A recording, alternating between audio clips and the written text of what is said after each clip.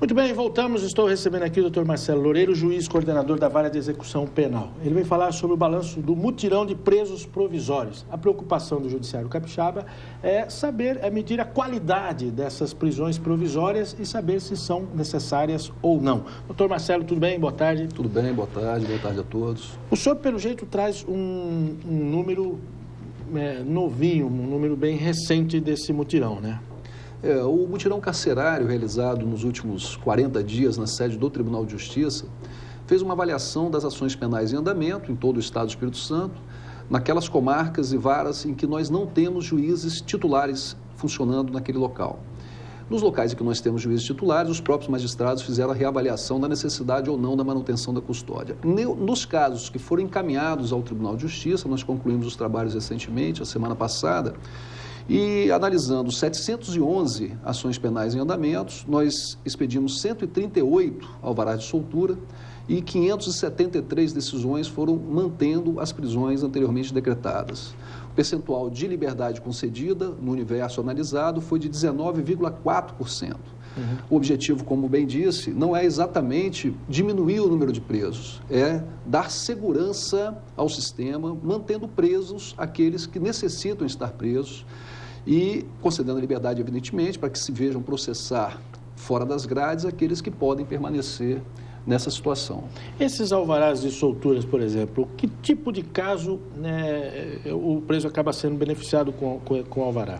A análise é feita em cima do decreto que determinou a prisão. As circunstâncias devem ser analisadas. Nós temos casos de manutenção de prisão em crimes em que se verifica a possibilidade de fuga daquela pessoa que está sendo acusada, que se verifica a possibilidade, o risco de aliciamento ou ameaça a testemunhas e assim a análise é feita. Quando o juiz verifica que esse risco foi diminuído e que não existe mais a necessidade da prisão cautelar, quer dizer, aquela prisão sem que a pessoa tenha sido efetivamente condenada, ele concede a liberdade e essa pessoa permanece nesse estado até efetivamente a sentença ser prolatada.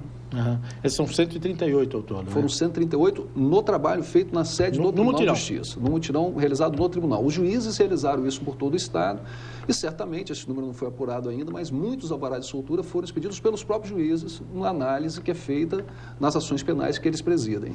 Esse mutirão, ele continua, ele tem um prazo? Como é que está essa questão? A Coordenadoria das Execuções Penais, que é ligada à presidência do tribunal e é supervisionada pelo desembargador Zé Paulo Calmon Nogueira da Gama, realiza anualmente 2 mutirões de presos provisórios, nos moldes que nós estamos explicando aqui, e sistematicamente nas varas de execução, naqueles que são condenados, nós temos um grupo de servidores treinados que têm adotado a política do Conselho Nacional de Justiça e a implantação nas varas do projeto Eficiência.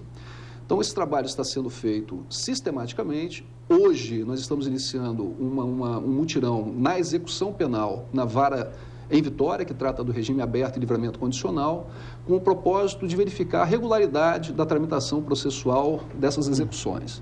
Então, são 2 campos de atuação nos presos provisórios, dessa reanálise das prisões cautelares, sistemática, 2 vezes por ano, e os mutirões nas varas, na organização cartorária, verificação de andamento de cada uma das guias de execução penal, criminal.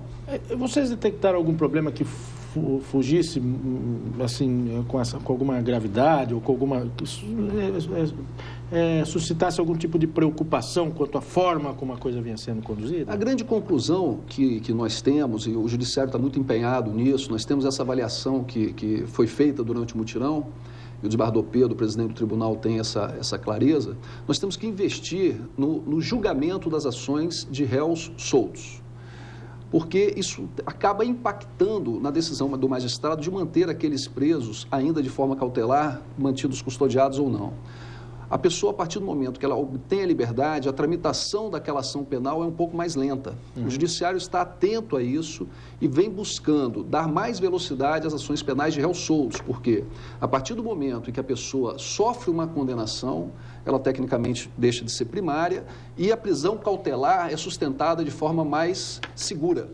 Então, o investimento do Poder Judiciário no Estado do Espírito Santo hoje é atenção às ações penais em andamento de réus soltos, para que a gente tenha tecnicamente a situação configurada, evidentemente, se for o caso, Quebrada a primariedade, verificada a reincidência, essa pessoa ficaria presa naquela outra ação também que está em andamento, no caso de uma segunda acusação.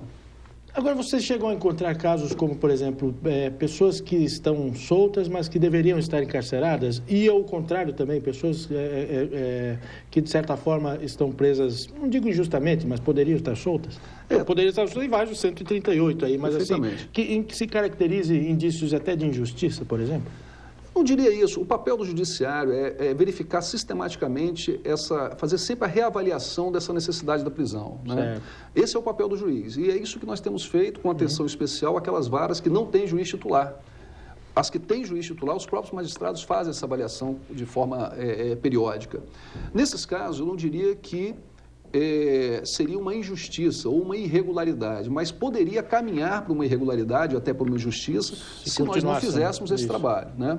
Essa verificação deve ser feita de forma periódica, com muito critério, com muito cuidado, exatamente para evitar que ocorram casos extremos e que exponha todo o Estado como um todo, o Poder Judiciário em especial.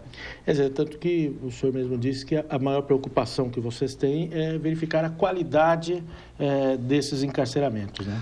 Os juízes não têm a preocupação de aumentar ou diminuir o número de presos do Estado. Não podem ter essa preocupação. O que os juízes têm é a responsabilidade com as pessoas que são mantidas presas por decisões dos magistrados.